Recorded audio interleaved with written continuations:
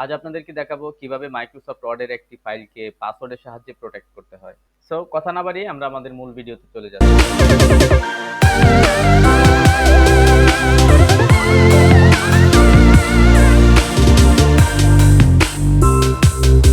প্রথমে আমরা Microsoft word open করে নিব। দেন এখানে আমাদের যা যা লিখে নিব। লেখা শেষে ফাইলটাকে সেভ করার জন্য আমরা ফাইলে যাব এবং এখান থেকে সেভ অ্যাজে যাব।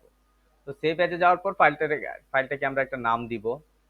তো আমি ফাইলটার নাম দিলাম ZXC121 নাম দিয়ে ফাইলটাকে সেভ করব। এবং সেভের জন্য আমরা এখানে পাসওয়ার্ডের সাহায্যে সেভের জন্য আমরা এখানে টুলসে ক্লিক করব। এই যে দেখতে পাচ্ছেন আপনারা টুলসে ক্লিক করব। দেন এখান থেকে জেনারেল অপশনে ক্লিক করব এবং দেখুন এখানে আমাদের পাসওয়ার্ড দেওয়ার জন্য ডায়লগ বক্স চলে আসছে। এখানে কি কি বলা হচ্ছে একটু দেখে নেন। এখানে বলা হচ্ছে পাসওয়ার্ড টু ওপেন, অর্থাৎ যে পাসওয়ার্ডটা দিয়ে আপনি ওপেন করতে চাচ্ছেন সেখানে আপনি একটা পাসওয়ার্ড দিয়ে দিবেন আপনার মতো করে। তো আমি একটা পাসওয়ার্ড এখানে দিলাম। দেন এখানে পাসওয়ার্ড টু মডিফাই, ঠিক এখানেও আমরা সেম পাসওয়ার্ডটাই দিব। ঠিক আছে, তো দেওয়ার পর আমরা এখানে ওকে ক্লিক করব।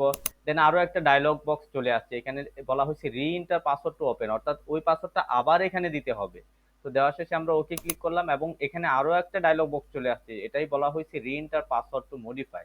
দেন এখানে আমরা সেম পাসওয়ার্ডটা আবার দিলাম, অর্থাৎ টোটাল আমরা 4বার পাসওয়ার্ডটা ইনপুট করলাম। দেন এখান থেকে ওকে ক্লিক করলাম এবং দেন এখান থেকে আমরা সেভে ক্লিক করে দিলাম। হয়ে গেল আমাদের একটি ফাইল পাসওয়ার্ডের সাহায্যে প্রোটেক্ট।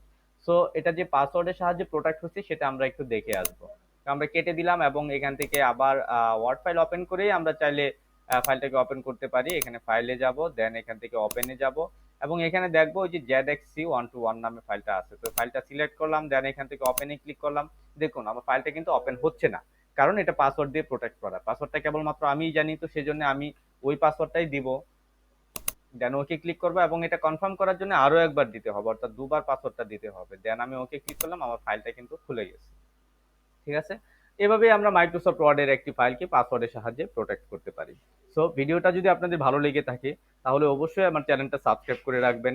পরবর্তীতে এরকম আরো অনেক মাইক্রোসফট ওয়ার্ড এবং মাইক্রোসফট অফিস রিলেটেড ভিডিওগুলো পাওয়ার জন্য আপনারা পাশে থাকা বেল আইকনটাই ক্লিক করে রাখবেন। তো ধন্যবাদ, ভালো থাকবেন।